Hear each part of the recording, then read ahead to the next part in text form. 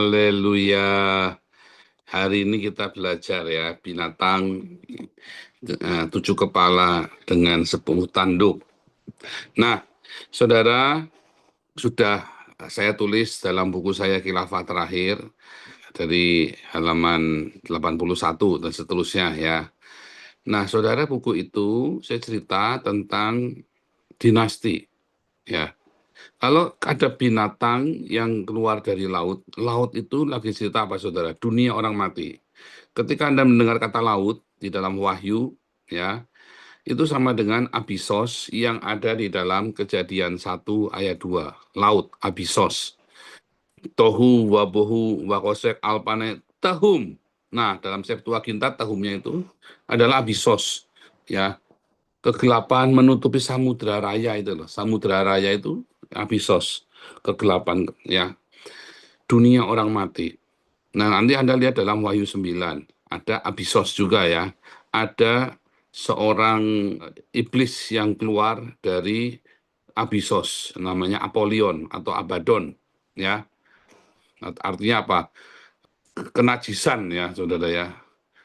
Abomination ya, artinya itu abomination. Abomination itu lebih tepatnya apa ya bahasa Indonesianya yang abomination itu lebih tepatnya bahasa Indonesianya apa ya? Kenajisan ya. Abomination.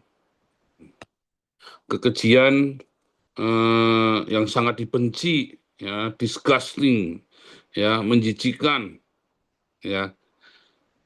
Kekejian abomination ya, saudara ya. Wah, itu apa namanya, nama lain dari Apollyon atau Abaddon. Itulah keluar dari Abyssos.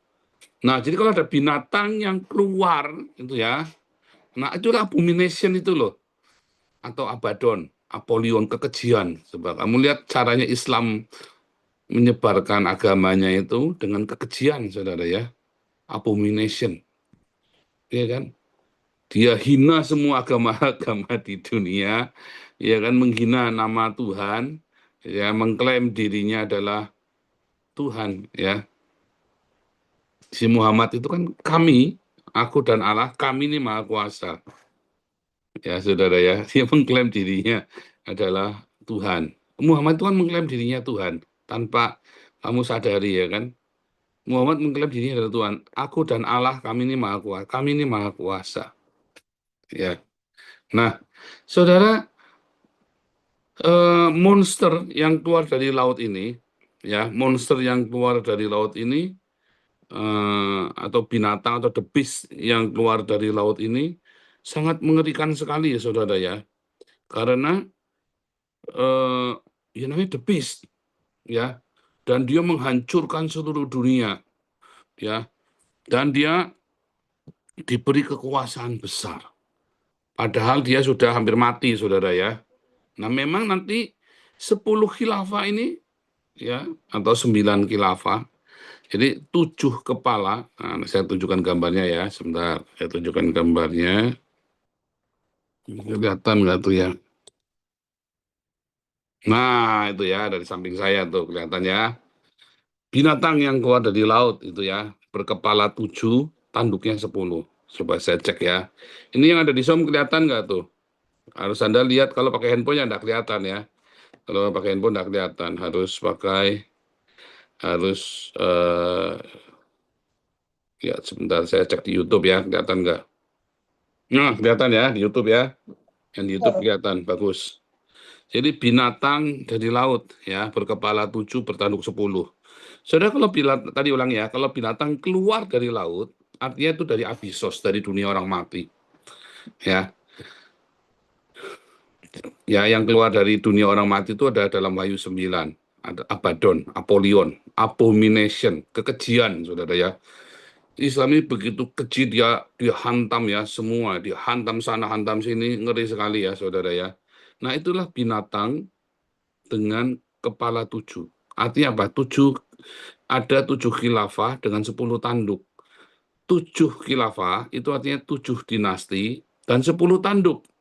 Ya, ada 7 dinasti menghasilkan 10 khilafah, 3 khilafah berasal dari kepala yang sebelumnya. Ya, 3 khilafah itu berasal dari sebelumnya. ya, 7 khilafah, yang ada 10 khilafah, yang 3 khilafah itu berasal ada di satu kepala, artinya dalam satu dinasti itu. Ya, nah, coba kita nanti cek satu-satu secara cepat ya, saudara ya. 7 kepala dengan 10 tanduk, 3 tanduk ada di satu kepala di satu kepala itu ya. Nah, berarti satu kepala itu menghasilkan 3 dinasti khilafah. Artinya seperti itu ya. Nah, apakah itu? Coba kita cek, kita lihat. Pertama, Abu Bakar, saudara ya. Jadi Islam ya, kan Allahnya adalah Muhammad, saudara ya. Islam itu Allahnya Muhammad. Kamu terima, Anda terima, itu sudah klaimnya Muhammad. Aku dan Allah, kami maha kuasa. Ya kan? Jadi Allahnya Islam itu Muhammad sebetulnya. Apakah siapa yang pernah ketemu sama Allahnya Muhammad? Nggak ada, saudara. Ya kan? Nggak ada. Muhammad aja nggak pernah ketemu. Ya kan? Muhammad aja nggak pernah ketemu Allahnya Muhammad. Artinya Muhammad sendiri Allahnya itu. Ya. Nah, lalu menghasilkan, jadi Muhammad itu adalah binatang itulah Muhammad. Binatang itulah Muhammad atau Islam, ya, menghasilkan 7 kepala dan 10 tanduk. Inilah 7 kepalanya, ya, 7 dinasti. 7 dinasti yang menghasilkan 10 khilafah. Dinasti yang pertama adalah Abu Bakar, saudara ya. Abu Bakar itu berkuasa hanya sebentar, ya, 2 tahun saja. Khilafah pertama, ya, disebut dengan Rasyidun, ya. Nah, kemudian si Abu Bakar ini ya dia menaklukkan kerajaan Kristen Syria, saudara ya. Syria itu dulu Kristen ya, zamannya Muhammad itu Syria itu adalah kerajaan Kristen, lalu ditaklukkan ya. Nah itulah yang kemudian menjadi cikal bakal awalnya Islam itu penaklukan Islam ke seluruh dunia ya, saudara ya. Kemudian digantikan oleh Umar ya. Umar ini ya kerajaannya sampai ke Persia, sampai ke Babilonia, dan sampai ke Mesir. Nah, si Umar ini menjadi khilafah menggantikan Abu Bakar setelah kematian Abu Bakar ya, dan wilayah adalah Palestina, Mesopotamia. Jadi kerajaan Kristen yang di Mesopotamia juga ditaklukkan ya, kerajaan Kristen Syria udah ya, Mesir, kerajaan Kristen Mesir ditaklukkan, dan seluruh kerajaan Persia ditaklukkan di bawah khalifahnya. Ya, Umar diingat sebagai orang yang pertama kali membuat penanggalan Islam. Ya, tadi dikatakan ya, mereka berusaha mengubah hari dan tanggal, saudara. Binatang ini mengubah penanggalan. Jadi waktu itu penanggalannya sudah pakai penanggalan penanggalan Yahudi dan penanggalan Roma. Ya, lalu mereka berusaha mengganti penanggalan si orang-orang Islam ini, membuat kalender baru. Ya kan, kan seluruh dunia kan pakai kalendernya apa, saudara? Pakai kalendernya Roma atau kalender Yahudi. Lalu orang Islam ini mengubah hari dan tanggalnya. Ya, si Umar inilah yang pertama kali melakukan pengumpulan Al-Quran. Oh sebentar ya, buku ini tuh kalau Anda mau lihat di buku saya, ada di ini ya, buku Khilafah Terakhir. Anda bisa lihat mulai dari halaman 81, Kebangkitan Khilafah Arab ini ya. Nah ini ya, 81 sampai 86. Yang mau pesen sudah nggak ada di Tokopedia, karena bukunya tinggal sedikit, dan saya belum mau cetak terlalu banyak, karena saya lagi cetak buku lain ya, saudara ya. Jadi yang mau pesen bisa langsung ke hotline-nya Hakios Internasional yang Eropa, plus 31 85 111 188 410 ya, yang mau pesen, karena bukunya terbatas sekali sekarang ini ya, hanya tinggal sedikit sekali. Saya juga cetaknya nggak banyak ya, nggak nyampe 1.000 kemarin ya, jadi sudah mungkin tinggal 20 atau 30. Tadinya tujuannya buat mahasiswa ya. Itu ya, jadi mulai dari halaman 81, 82 sampai 86 ya, 81, 82, 34, 56 itu ya, 10 khilafah itu ya. Itu ya dalam buku saya. Nah, kita kembali ini tadi Umar ya. Umar kemudian dibunuh oleh seorang budak Persia waktu sholat ya. Jadi pergantian khilafah ini hampir semua pergantian khilafah ya, kecuali Abu Bakar. Selalu digantikan dengan cara pembunuhan. Lalu Utsman ini menggantikan Umar, ya, melalui Dewan Pemilihan. Kemudian Utsman bersaing dengan Ali bin Abi Thalib. Ini musuhan ya, Utsman sama Ali bin Abi Thalib, saudara ya. Nah, Utsman ini adalah Bani Umayyah, dari grupnya Bani Umayyah, ya. Sementara grupnya Ali itu satu klan dengan Muhammad, ya.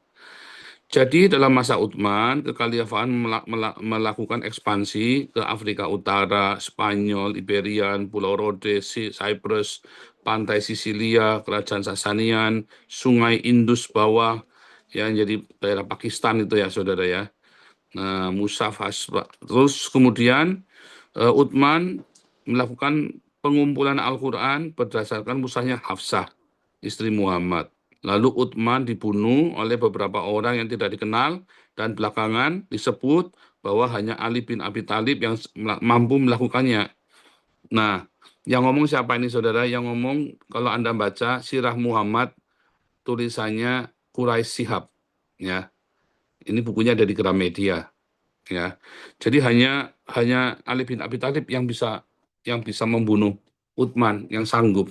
Dan memang itu saingannya. Utsman itu ceritanya panglima perang ya, saudara ya. Jadi yang bisa membunuh ya panglima perang yang lain yang sama-sama hebatnya, yaitu si Ali bin Abi Thalib. Ali bin Abi Thalib ini kan yang ingin sekali. Nah, konyolnya waktu pembunuhannya Utsman ini, yang menjadi pengawal adalah anak-anaknya Ali bin Abi Thalib. Dan saat itu anak-anaknya Ali bin Abi Thalib tidak ada di tempat, padahal itu pengawal pribadinya Utsman. Jadi dirangkul untuk jadikan pengawal, tapi malah dibunuh sendiri ya. Nah, lalu yang menggantikan mudah ditebak, Ali bin Abi Thalib, ya, yang menggantikan. Ali bin Abi Thalib menggantikan Utsman, ya, menjadi khalifah keempat Rasyidun. Ali memindahkan dari Madinah ke Kufah, ya, di mana dia masa pemerintahnya dia perang ya melawan Aisyah. Aisyah, oh Aisyah, dalam pelukan si kakek tua, ya, istri mendiang Muhammad dalam perang onta. 2 kali perang onta ya, saudara. Jadi lihat ya, orang kalau poligami itu ya perang sendiri. Makanya Muhammad itu istrinya sama anak mantunya ya perang sendiri. Anda mau terima mau enggak, itulah fakta sejarah, ya. Mau terima mau enggak, itu fakta sejarah, saudara ya.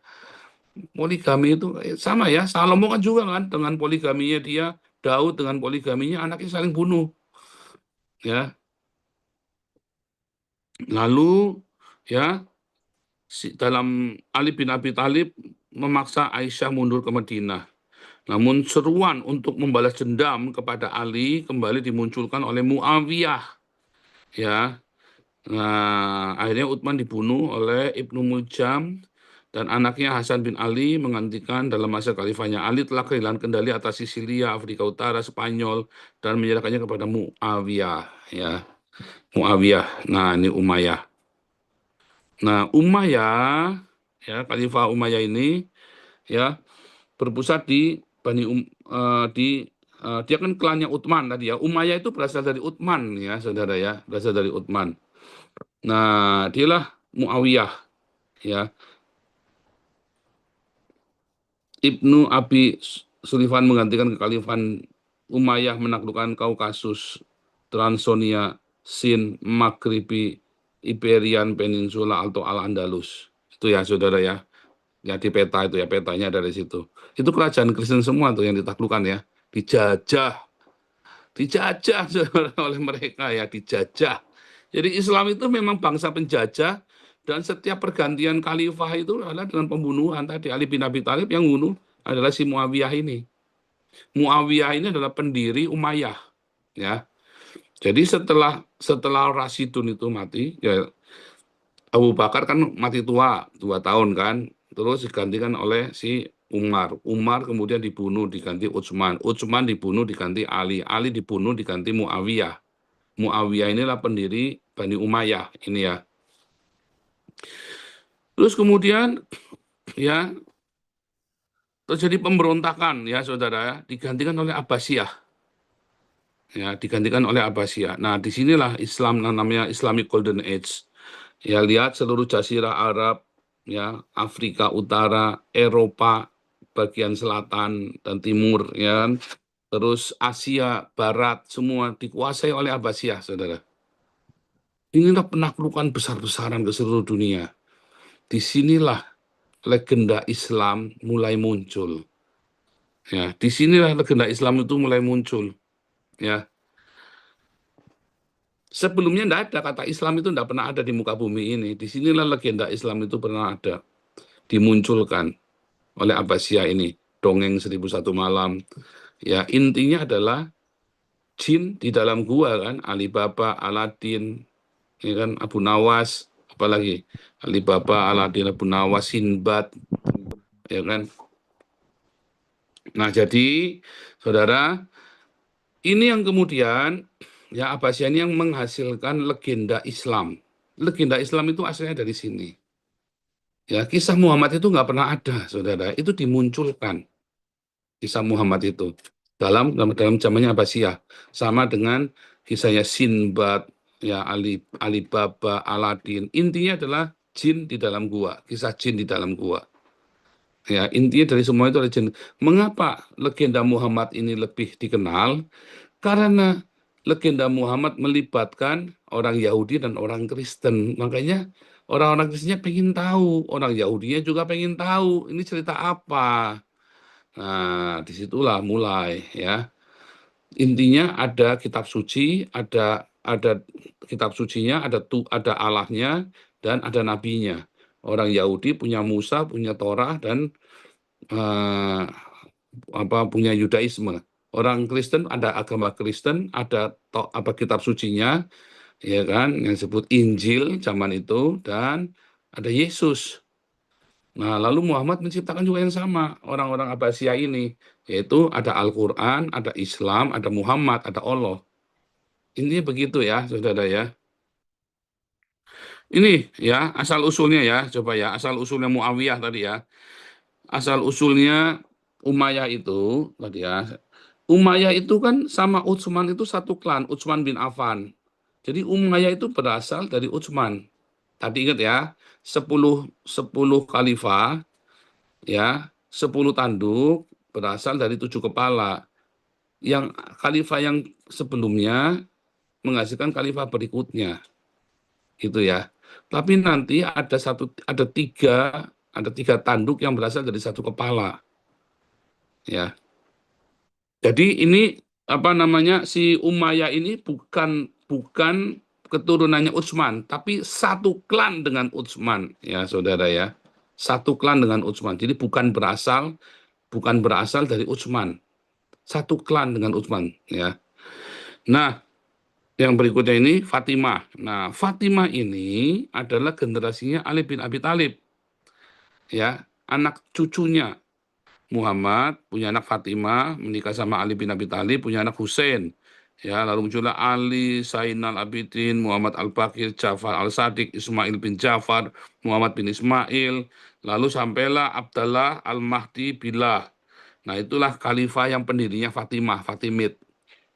Jadi yang asli turunan langsung itu adalah Fatimid, khilafah Fatimid turunan dari Ali bin Abi Thalib dan Fatimah. Fatimah ini berasal dari Muhammad.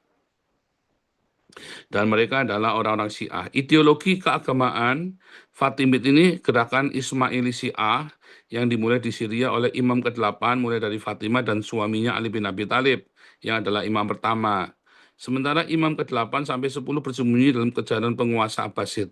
Pada tahun 909, pada masa kejayaan Islam era Abbasid, Imam ke-11 Ubaidallah Al-Mahdi Billah. Al-Mahdi, lihat ya. Lihat ya, Ubaidallah Al-Mahdi Billah. Al-Mahdi ya, menurut legenda mereka menggenapi sebuah ramalan Ubaidallah akan datang dari Mesopotamia ke Sijil Masa, lari dari kejaran Abbasid dan mendirikan Ismaili Syiah. Dinasti Fatimid berkuasa seluruh Afrika Utara sampai Laut Merah, sampai Samudra Atlantik. Ya, Mesir adalah pusat pemerintahan mereka, meliputi Maghribi, Sudan, Sisilia, Levan, Hijaz. Levan itu adalah daerah Israel, tanah Israel sampai ke Syria, saudara ya. Seluruh dinasti Fatimid ini mengklaim bahwa mereka adalah keturunan Fatimah binti Muhammad atau istri dari Ali bin Abi Thalib. Pada tahun 1171, Saladin mengambil alih kekuasaan mereka, lalu kalah ya, lalu dikembalikan ke Abbasid kembali. Umayyah tadi kan, ini kan Umayyah Cordoba, sebetulnya sama ya, masih nyambung, jadi bukan hilang. Tapi Umayyah ini dia lari, ketika Umayyah ini kalah oleh Fatimid, mereka lari ya ke Cordoba. Ya, sementara Fatimidnya berkuasa menjadi Islam itu pernah menjadi Syiah ya, menjadi Syiah semua. Tapi ada yang nyempil yaitu si Umayyah Cordoba ini. Ya, ini skip aja. Nah, kemudian Mamluk. Ya, Mamluk ini adalah bukan orang Abbasiyah, tapi dia adalah budaknya orang Abbasiyah. Ya, si Mamluk. Mamluk itu artinya budak ya, Saudara ya. Mamluk yang adalah pasukan elit dari Abbasid yang muncul pada era ke-9. Saladin adalah perwira Mamluk yang menaklukkan Fatimid di Mesir. Jadi bukan bukan keturunannya Abbasiyah kayak Umayyah, bukan keturunannya Utsman, tapi satu klan dengan Utsman. Tapi kalau Fatimid itu keturunannya dari Ali bin Abi Thalib ya. Terus lanjut ya. Nggak usah dibahas satu-satu ya. Ini Ottoman Empire dari Utsmaniyah ya. Ottoman ini ya, eh, Ottoman ini kemudian menaklukkan Konstantinopel ya, Bizantin, kerajaan Islam, kerajaan Kristen terbesar dan pertama. Nah, jadi si Ottoman ini ya di tahun 1453 menggenapi Wahyu 13. Mereka akan mengalahkan orang-orang kudus. Ya, dalam Wahyu 13 ya, kita buka ya, Wahyu 13. Dan ia diperkenankan untuk berperang melawan orang-orang kudus dan mengalahkan mereka. Kepadanya diberikan kuasa atas setiap suku dan umat, bahasa dan bangsa. Coba bayangin. Seluruh dunia diislamkan dan harus berbahasa Arab. Makanya yang Arab itu kan yang ada di Jazirah Arab. Tapi Mesir pun disebut Arab dan berbahasa Arab. Palestina pun disebut Arab dan berbahasa Arab. Arab Palestina, Arab Mesir, Arab Yordan, Arab Syria, Arab Irak, ya. Diberikan kuasa dan setiap suku dan umat bahasa dan bangsa dan semua orang yang diam di atas bumi akan menyembahnya. Ya, barang siapa yang ditawan, barang siapa yang untuk dibunuh oleh pedang, ya dibunuh dengan pedang. Jadi inilah kejatuhan, ya, kejatuhan kerajaan Kristen terbesar Bizantin kepada Islam. Dan nanti kalau kita lihat dalam Wahyu 18-19, nanti ada kejatuhan Vatikan, Saudara ya. Coba kita cek ya perbandingannya ya. Wahyu 13 dengan Wahyu, ya, sudah rubuh Babel kota besar gitu ya. Nah, lihat ya. Pergilah daripadanya supaya jangan berdosa. Nah, ini ya jatuhnya Babel ini ya. Mari sini aku akan menunjukkan kepadamu putusan atas pelacur besar. Kenapa disebut pelacur besar? Maaf saudara ya, saya bukan menghina Vatikan.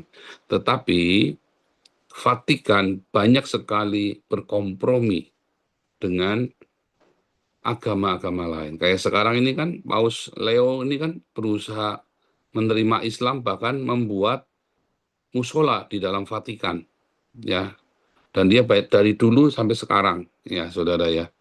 Beda dengan Mother Teresa dan Paus Francis ya, beda sekali. Ini Paus Francis kan saya bilang ya waktu tahun lalu ketika Paus Francis meninggal, saya bilang ini akhir dari Gereja Katolik ya saudara ya.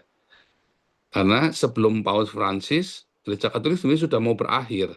Tapi kemudian Paus Francis mengembalikan Gereja Katolik kepada Tuhan Yesus.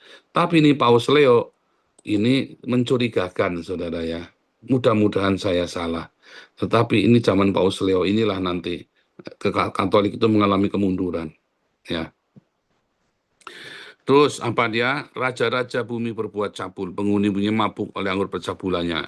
Yang dimaksud percabulan ini adalah perjinahan rohani. Ya, perjinahan kompromi dengan dosa, kompromi dengan segala dosa. Para raja-raja kan harus mendapat restu dari Vatikan zaman itu kan. Setelah abad ke-18 itu baru enggak.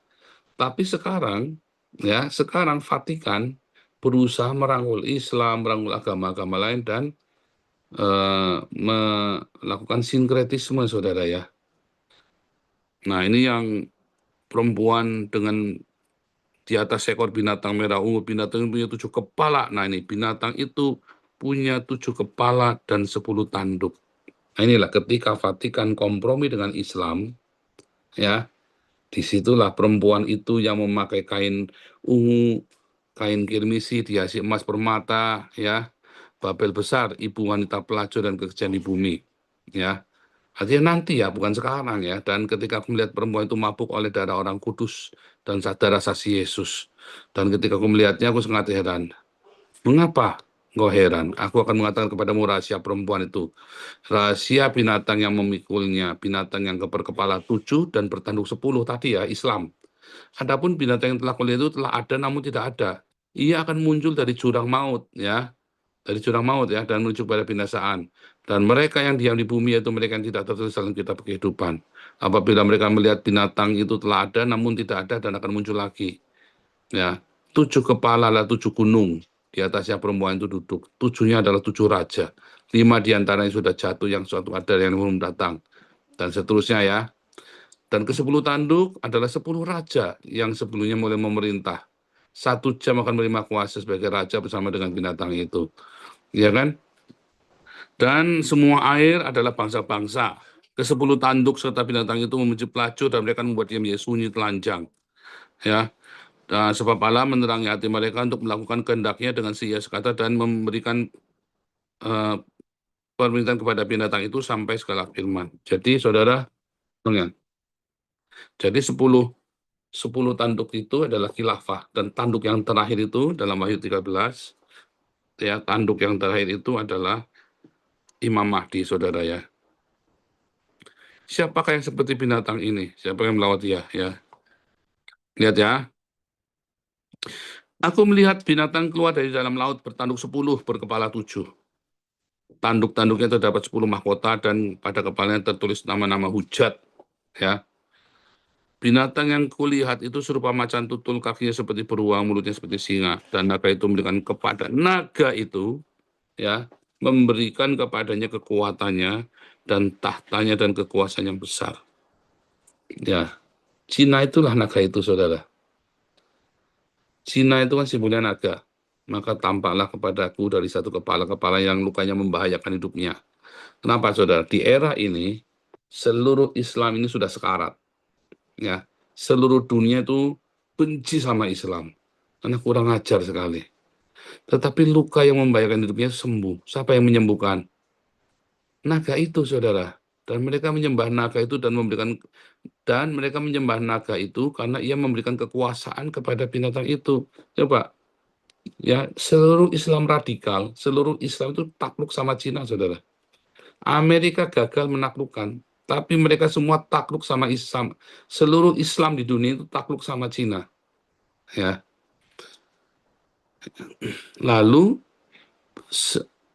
naga itu memberikan kekuasaan kepada binatang itu, dan mereka menyembah binatang itu sambil berkata, siapakah yang sama seperti binatang ini?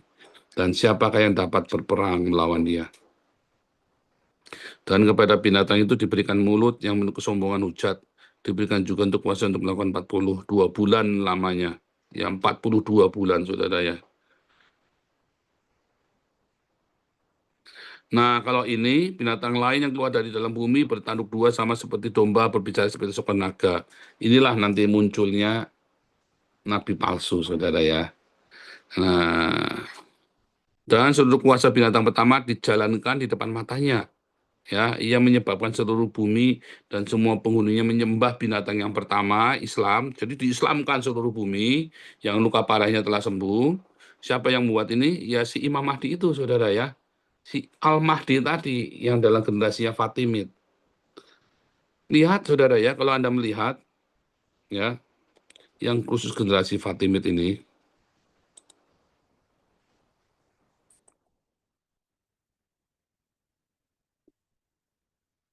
gambar ya, saudara ya.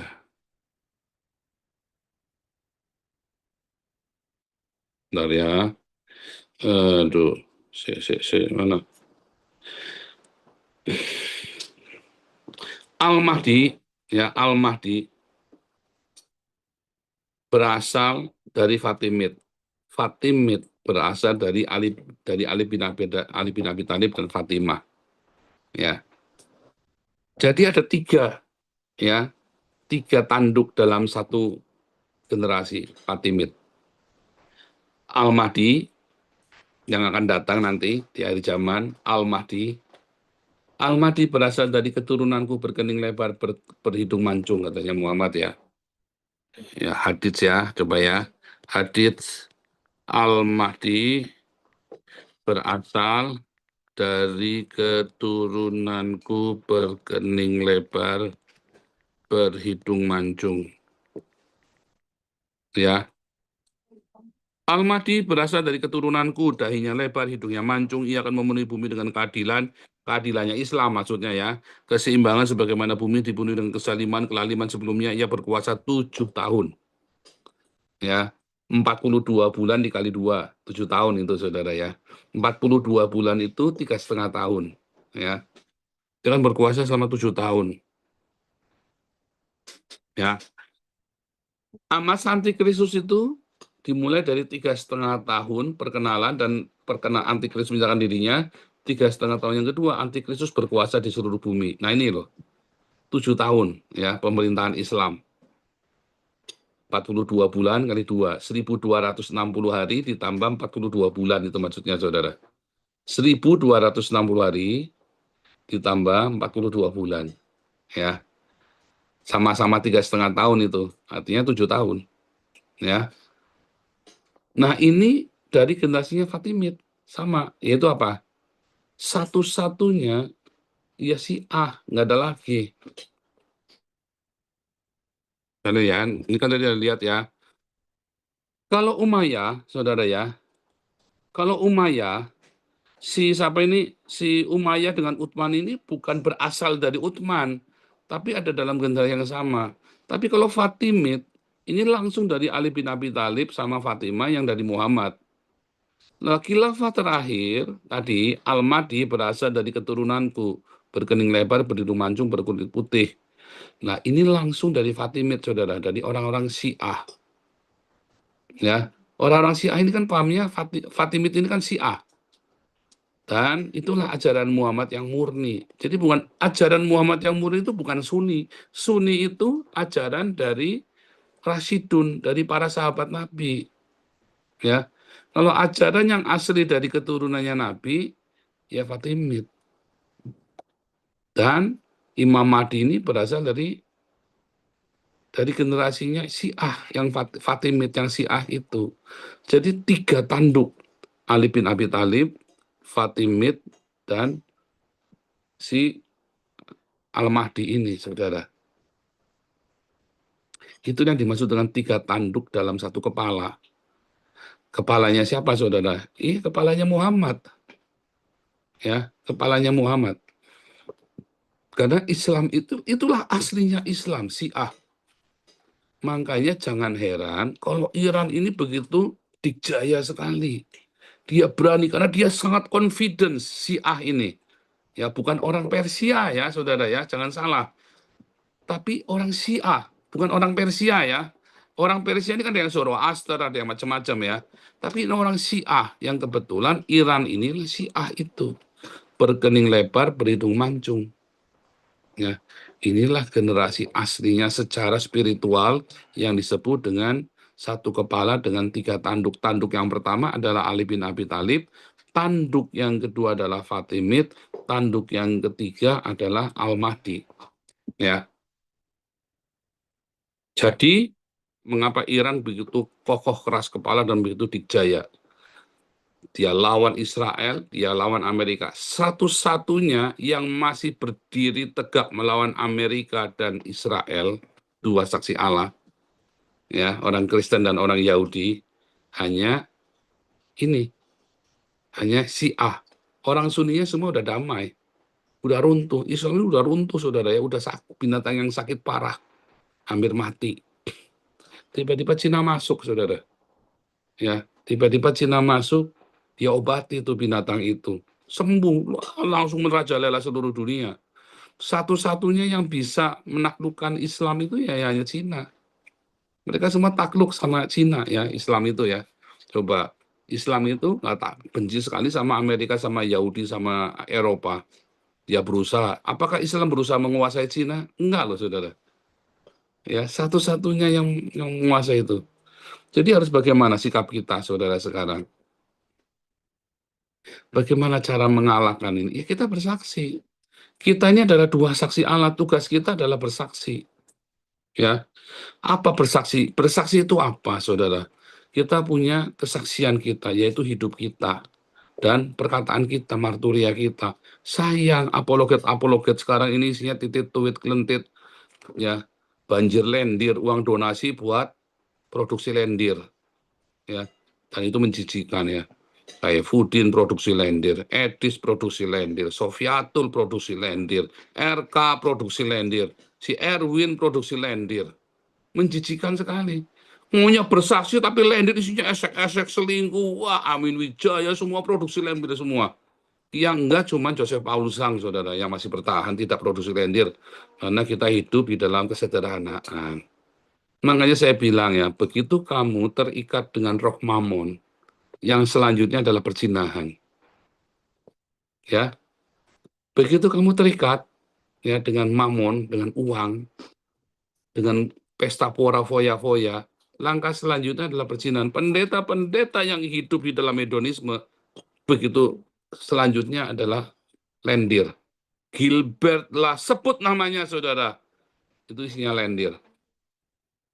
Ya, isinya lendir semua. Artinya apa? Perzinahan. Habis kemewahan ya perzinahan. Ya, karena mamon itu adalah berhala di akhir zaman. Ya, Wahyu 9. Mereka masih tetap menyembah berhala. Itulah mamon. Ya, itu mamon. Serem ya, saudara ya. Waduh, kalau Anda mengerti yang saya katakan, saudara ya. Jadi apa yang harus kamu lakukan? Jangan kamu berikan donasimu kepada para apologet yang laporan keuangannya nggak jelas. Tak jamin itu cuma buat produksi lendir, saudara. Kamu dibohongin sama mereka semua. Ujung-ujungnya lendir. Ya, nggak tak ceritain lagi. Saya sudah dikritikannya jangan terlalu vulgar kalau ngomong. Ya kalau nggak vulgar gimana? Kamu nggak ngerti kan? Kalau saya nggak vulgar, ya kan? Saya Fudin istrinya ditiduri anaknya Aceh, Puten itu ya istrinya ditiduri sama saya Fudin. Si RK dia lendir lagi, si Edis ternyata punya anak haram, si Sofiatun bu lendir lagi sandal pink segala macam, si Edwin jadi gigolo. Pusing sekali saudara. Aku kalau ngeliat begini saya jengkel saudara. Jengkel apa? Kamu tuh merusak kesaksian kami. Ya, kita memberitakan Injil, kamu tahu kita nyambung nyawa, saudara, memberitakan Injil. Rusak gara-gara pelendiran, gara-gara kamu support mereka.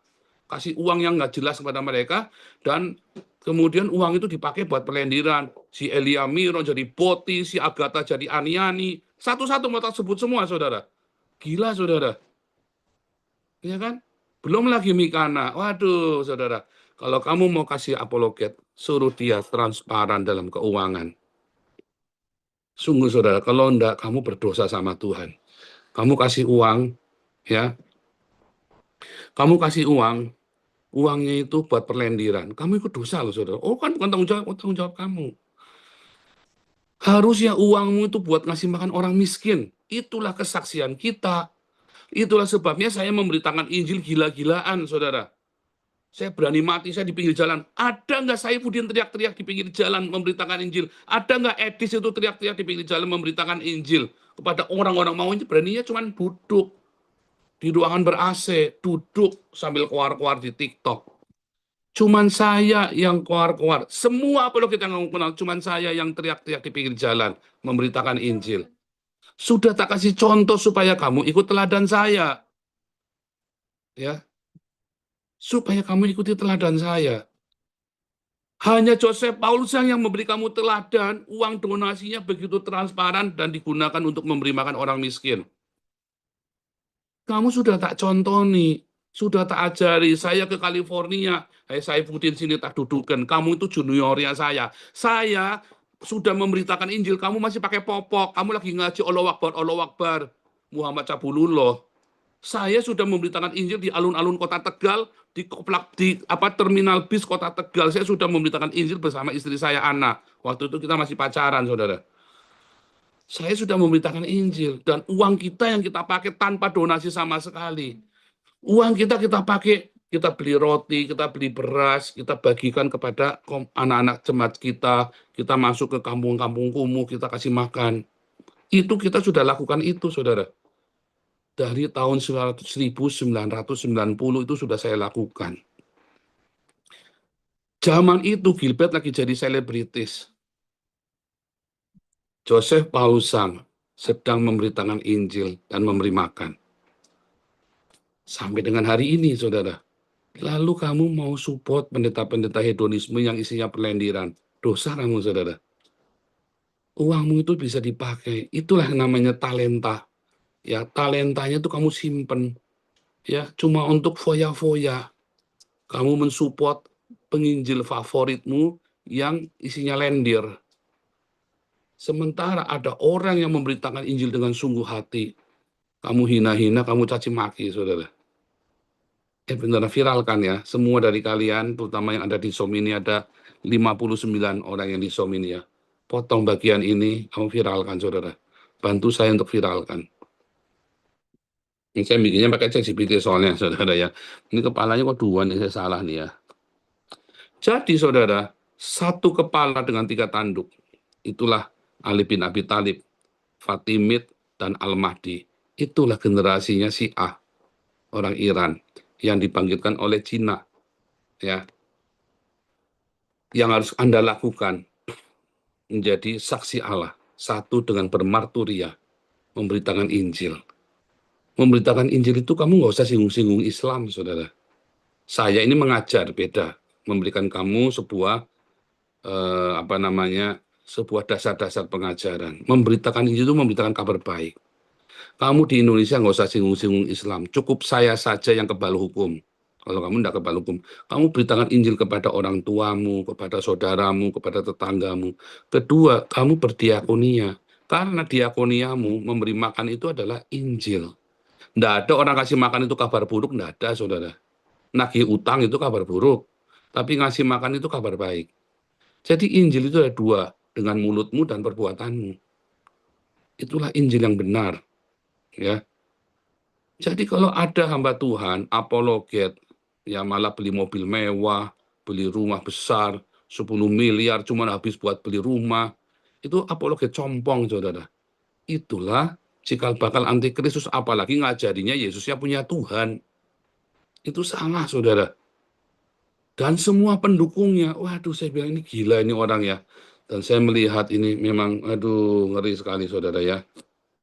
Nah, ini gambar yang benar ya. Ini gambar yang benar adalah Ali bin Abi Thalib, Fatimid, dan Al-Mahdi, saudara ya. Satu kepala dengan 3 tanduk. Ya, apa yang harus kita lakukan? Bersaksi dengan mulut kita. Ya, makanya dukung penginjilan. Kalau kamu tidak sanggup melakukannya sendiri, kamu kasih uangnya, saudara. Kamu kasih uangnya. Jangan seperti orang yang punya 1 talenta disimpan. Ya, kamu punya 1 talenta, kamu tidak bisa memberitakan Injil, kamu tidak bisa ngasih makan, kamu takut. Kamu kasih uangnya ke Damaris, kamu kasih uangnya ke Damar Kasih, ke Embun Pagi, kamu kasih uangnya ke Hagios Eropa. Kalau tidak ada lagi, silakan untuk recite. Oh, come, all ye faithful, join